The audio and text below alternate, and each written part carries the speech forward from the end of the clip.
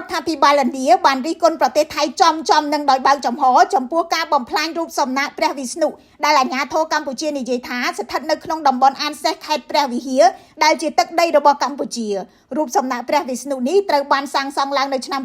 2014និងត្រូវយោធាថៃទាញទម្លាក់បំផ្លាញចោលយ៉ាងព្រៃផ្សៃនៅថ្ងៃទី22ខែធ្នូឆ្នាំ2025ខណៈដែលការប្រយុទ្ធគ្នារវាងកងកម្លាំងថៃនិងកម្ពុជាកំពុងបន្ត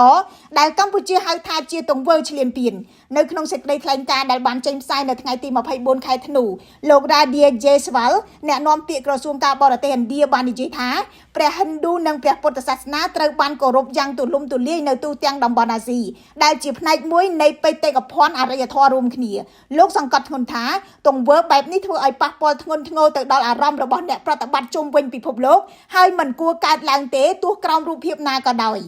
ការរិះគន់របស់ឥណ្ឌាគឺមានសារៈសំខាន់ពីព្រោះនៅក្នុងនាមជាមជ្ឈមណ្ឌលអរិយធម៌នៃសាសនាហិណ្ឌូនិងជាដៃគូអាស៊ានដ៏សំខាន់សេចក្តីថ្លែងការណ៍របស់ឥណ្ឌាកំណត់សកម្មភាពរបស់យោធានិងរដ្ឋាភិបាលថៃថាជាការវាយប្រហារទៅលើបេតិកភណ្ឌសាសនានិងវប្បធម៌រួមរបស់អាស៊ីបន្ថែមពីលើនោះអតីតសមាជិកឥណ្ឌាដ៏មានឥទ្ធិពលម្នាក់លោក Vijay Desai Reddy ក៏បានចោទប្រទេសថៃថាមិនអត់ឱនសូម្បីខាងសាសនាលោកថាការបំផ្លាញរូបសំណាកព្រះវិស្ណុក្រោមលេសនៃចំនួនព្រំដែនគឺមិនអាចទទួលយកបានទេហើយបានព្រមានថាគ្មានសាសនាណាមួយបង្ហាញពីសន្តិភាពរបស់ខ្លួនដោយការលុបបំបាត់ជំនឿរបស់អ្នកដទៃឡើយមេដឹកនាំសាសនាមកពីព្រះពុទ្ធសាសនាអ៊ីស្លាមនិងគ្រិស្តសាសនានៅកម្ពុជាក៏បានចេញសេចក្តីថ្លែងការណ៍រួមដ៏កម្រមួយផងដែរដោយថ្កោលទោសការបំផ្លាញទីតាំងដ៏ពិសិដ្ឋនេះនិងជំរុញឲ្យប្រទេសថៃបញ្ឈប់សកម្មភាពដែលគំរាមកំហែងដល់សន្តិភាពវប្បធម៌និងជំនឿ